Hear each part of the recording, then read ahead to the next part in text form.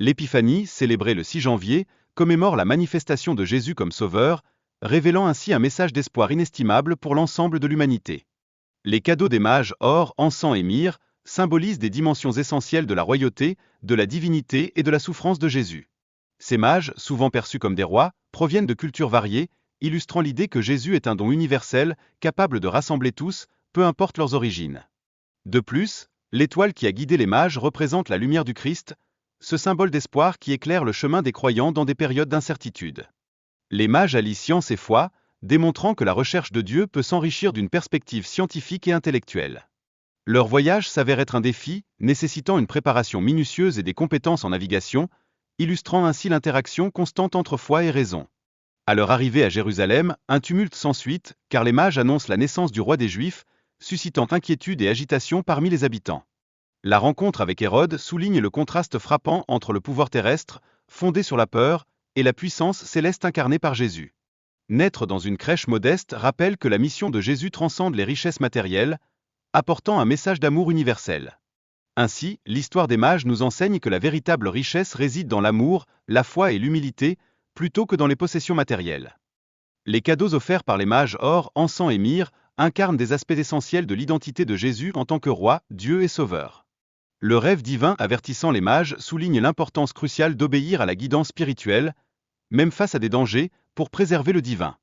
Hérode, rongé par la peur, a commis des atrocités pour préserver son trône, mettant ainsi en lumière ses insécurités.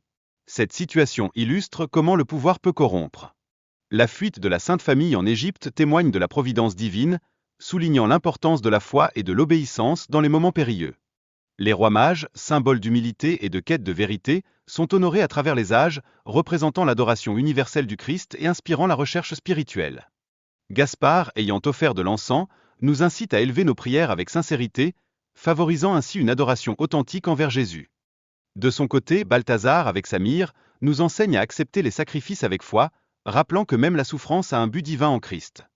Enfin, les rois mages, par leur obéissance à la volonté divine, nous engagent à suivre la lumière de la foi et à rechercher l'unité et la paix au sein de nos familles. Une réflexion inspirée par l'épiphanie. Avant de commencer, partagez cette vidéo à plus de personnes pour une connaissance approfondie et une foi solide à faire toujours la volonté de Dieu. L'histoire des rois mages nous invite à méditer sur la volonté de Dieu et notre rôle dans son accomplissement. Ces hommes sages, venus de pays lointains, ont été animés par une soif de vérité et une ouverture d'esprit qui les ont conduits jusqu'à Bethléem. Leurs gestes, simples en apparence, et chargés de sens. La quête de la vérité. Les mages étaient des savants, des chercheurs de la vérité. Leur étoile, symbole de la divine providence, les a guidés vers une réalité plus grande qu'eux-mêmes.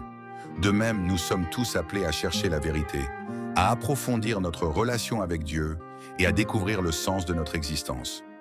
L'humilité.